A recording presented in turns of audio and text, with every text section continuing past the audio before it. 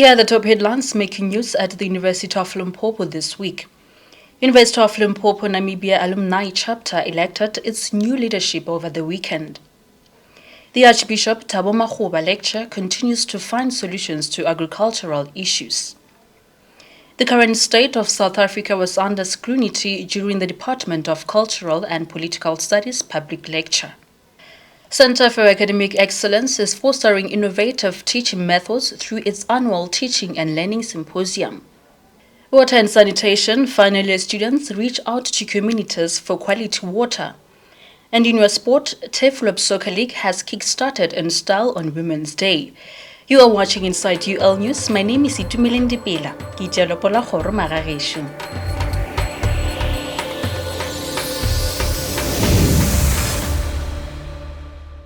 Our top story today takes us to Windhoek in Namibia, where the University of Limpopo Alumni and Convocation Namibia chapter held its much-anticipated election of new committee. Our reporter on the ground, Johannes Slepe, has the latest details. Joe, what can you tell us? Who was elected as the new chairperson of the Namibia chapter? Thank you from the studio. We are in Namibia. We have just elected a new chairperson for UL Namibia Alumni chapter. She is the first black optometry in Africa. Thank you. Give us your thoughts about being elected as a new chairperson of alumni in Namibia. First of all, I must say I'm humbled by my fellow alumni for electing me to lead this Namibian chapter.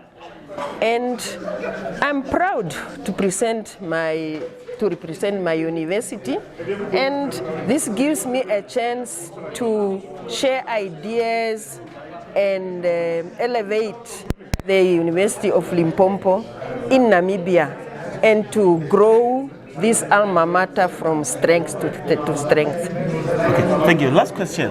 What are some of the initiatives that you think as a chairperson or during your tenure as a leadership you're going to undertake? Some of the initiatives. I feel since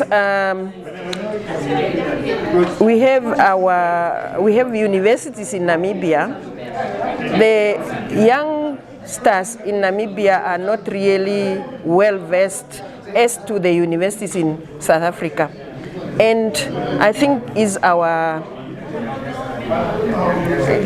duty as the alumni to tell and ask our students, new scholars, to enroll and become students at the University of Limpopo. Okay, thank you very much. Selepe, we are told that there are notable UL alumni in that part of the world. Who have you seen or talked to? I'm also joined by Namibia, Judge President in Namibia High Court, who is also alumni of the University of Limpopo. Just your thoughts about this new leadership. What is your message of support?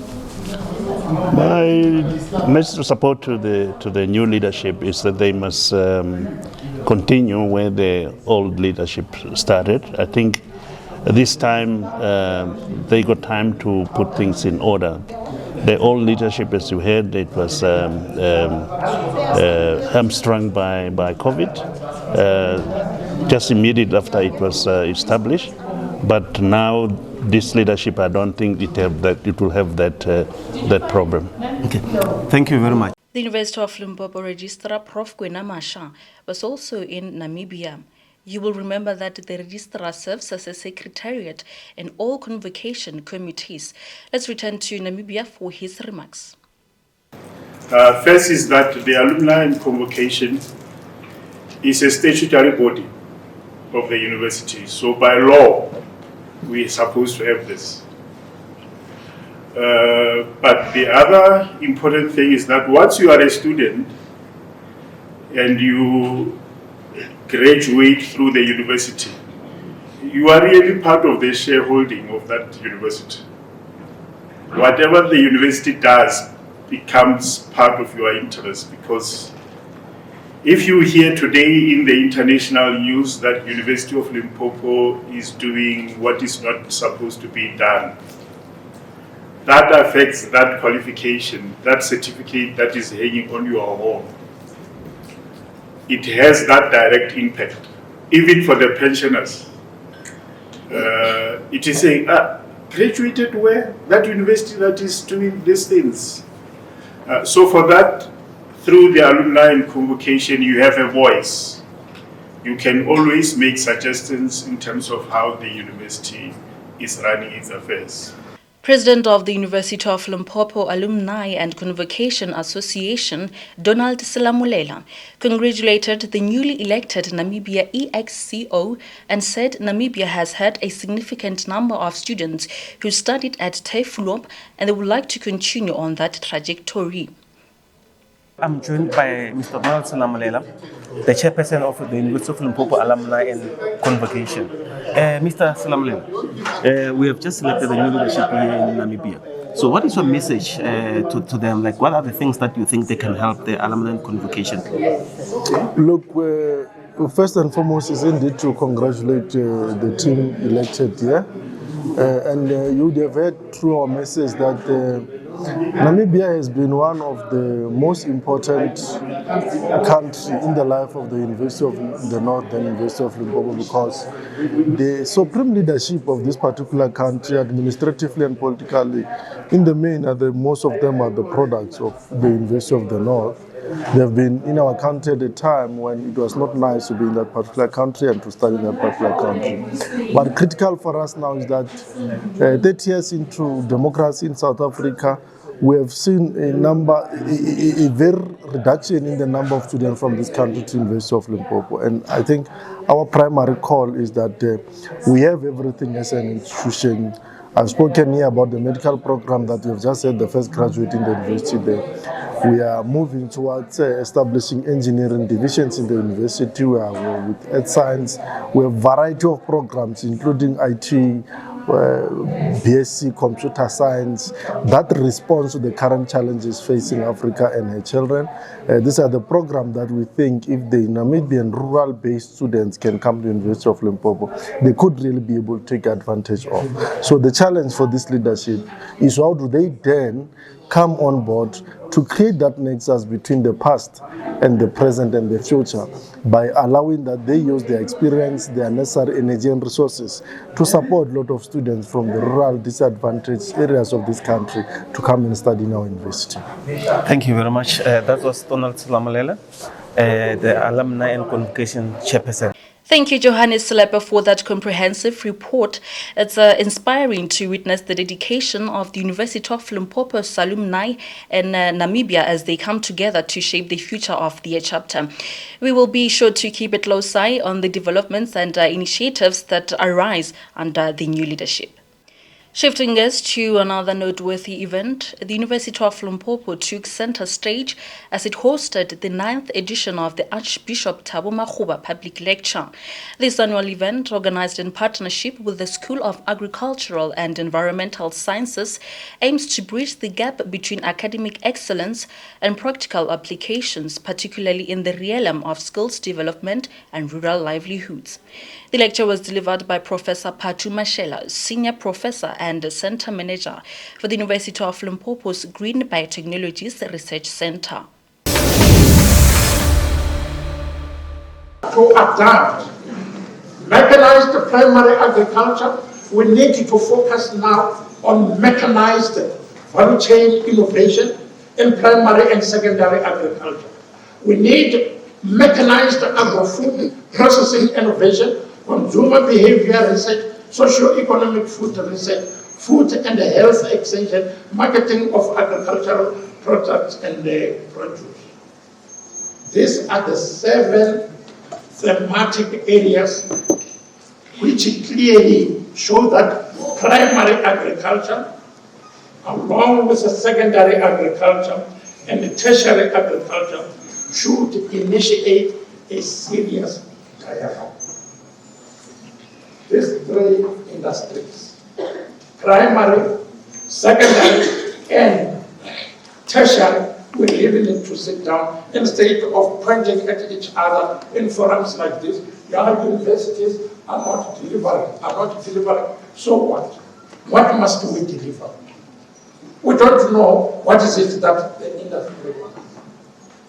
What is it that we must do? we have this mandate. We have these mandates, national mandates, but we really need dialogue. We need to sit down with the industry, with those who are in primary and secondary agriculture. We at the tertiary institute, we need to sit down with them and say, where did we lose the plot?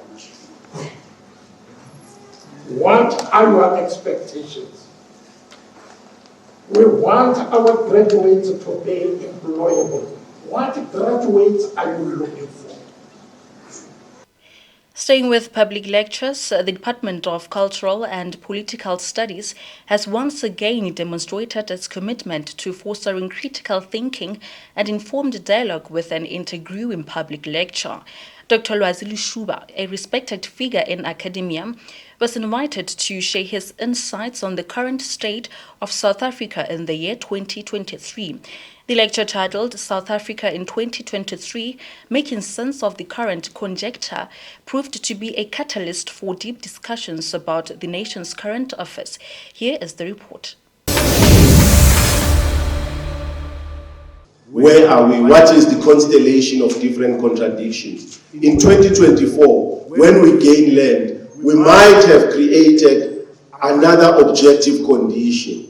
So let us take the return of the land as part of those discrete factors. When present with other factors, what are the objective conditions it's not going to create? Because you see, the determinism of land is going to be a substitute for the determinism of the economy. Other people say, if you have the economy, you have everything. Ask rich black people. We save them all the time. They think money is going to defend them. When they move them there, dark beers towards them or whatever, they run to us, we defend them. Their money can't defend them. My point, a serious point, is that the economy or the material is necessary, but not a sufficient condition for the liberation of the black colonized. Let's take a short break. When we return from the break, we bring you more news, including a teaching and learning symposium hosted by the Center of Academic Excellence. Stay tuned to Inside UL News.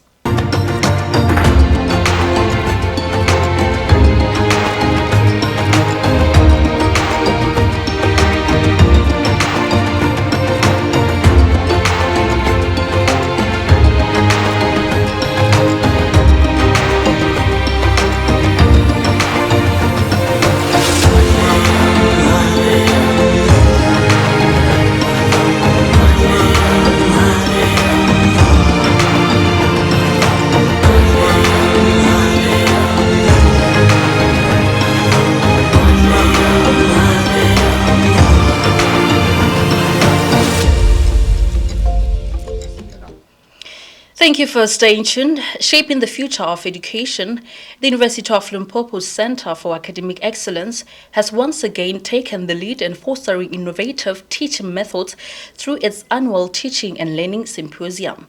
This 3-day event serves as a dynamic forum for academics to explore the ever-evolving landscape of teaching methods and strategies.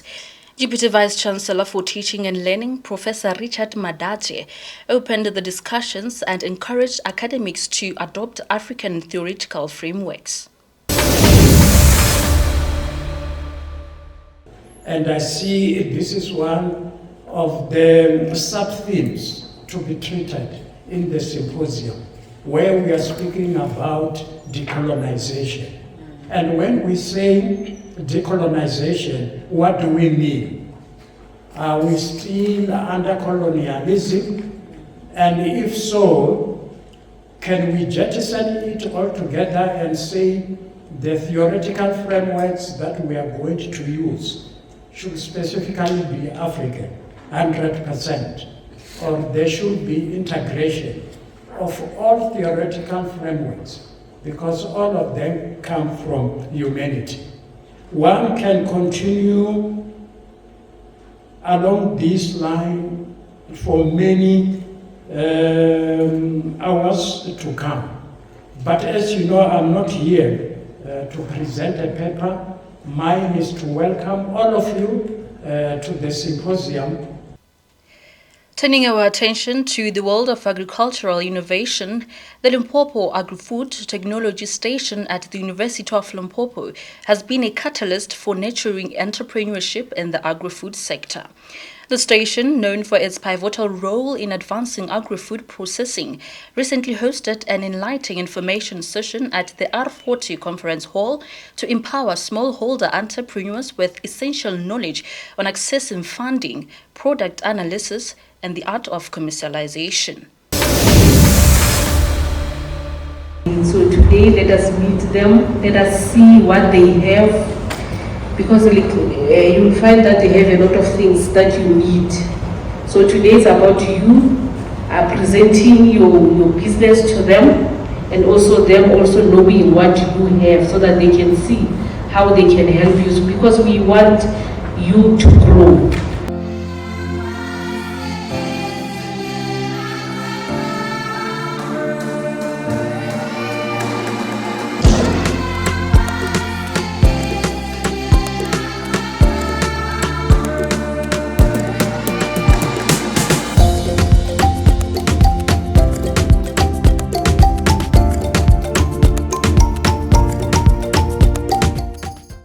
According to Head of Department, Dr. Mabel Mphahlele-Magwane, following the anniversary of the Waterberg Biosphere Reserve, finally students embarked on a crucial visit to the Lapalala Wilderness School.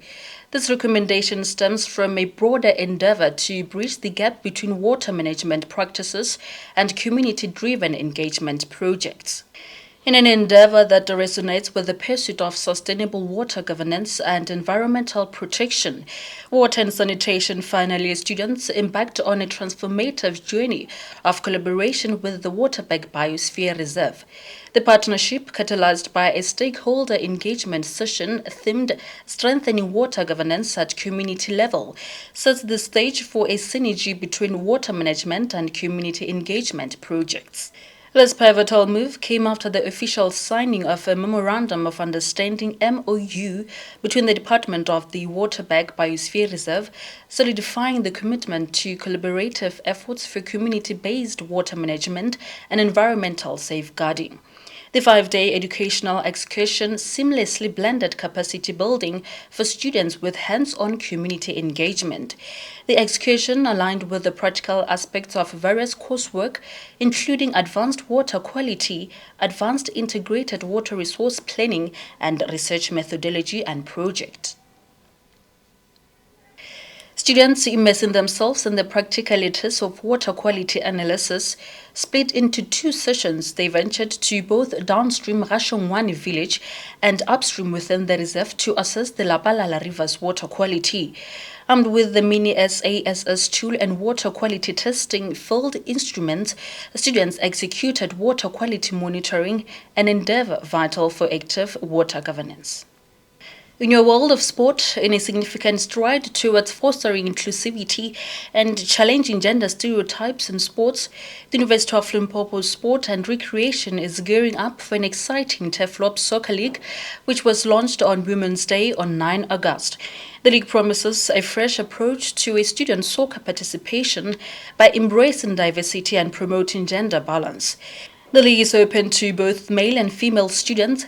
With an innovative twist, every male team must have a minimum of 2 female players on the field during the games.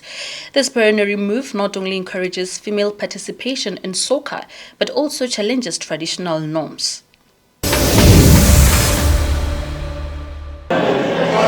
Thank you, and we're celebrating Women's Day here at the University of Limpopo, and today we're doing it style through sports. I'm going to chat to the Director of Sports and Recreation here at the University of Limpopo, that is of course Sonika Fritz. Sonika, good day and thank you for joining us. Hi Maurice, thank you for inviting me for this interview, and I would just like to say happy Women's Day to all the females out there, all the women out there, and we're lucky to be part of this event. So please tell us why we are here today. Okay, today we are here firstly to celebrate females in sport.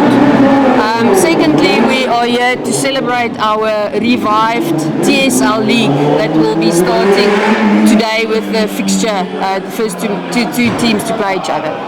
So as we're celebrating Women's Day, how can women be celebrated and be empowered through sport?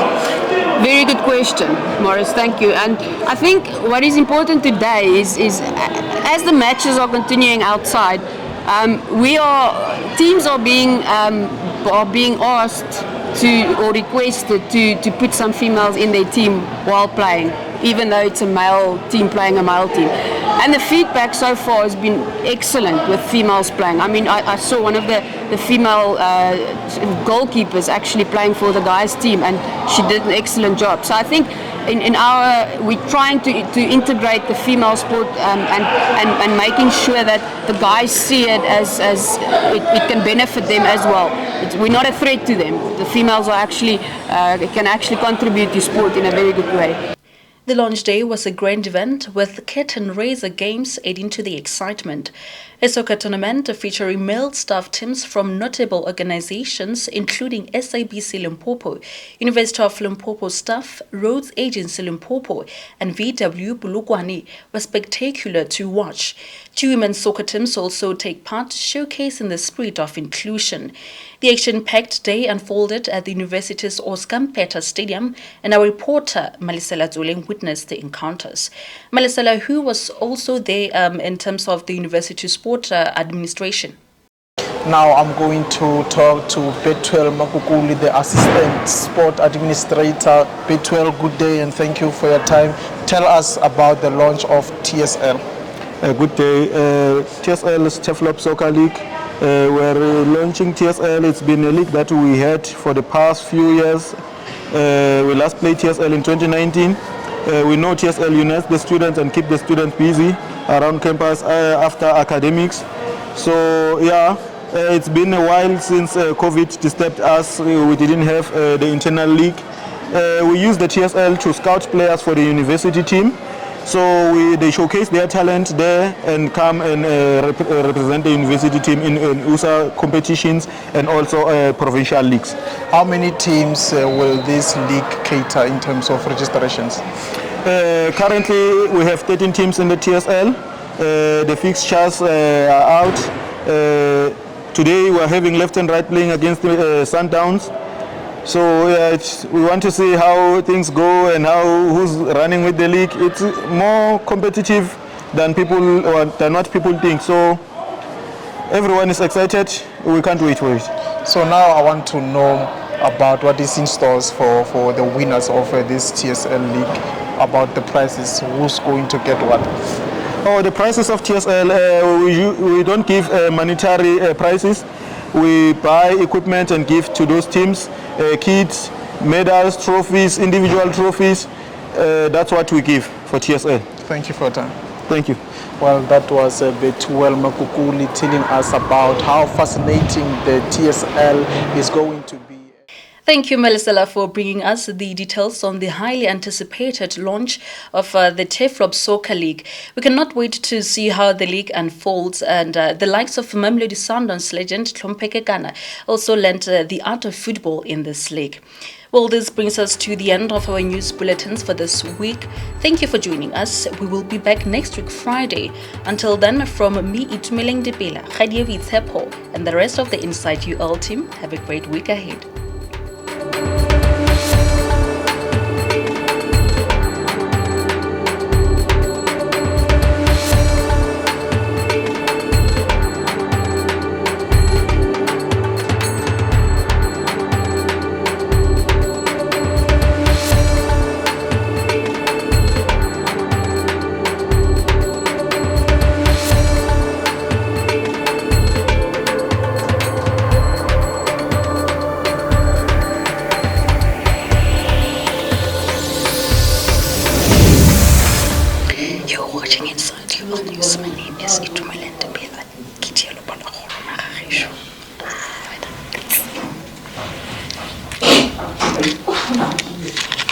Na broto na tselo jakom boy na kalo kagagale bedelo fela Adikale. Kinako ya cho.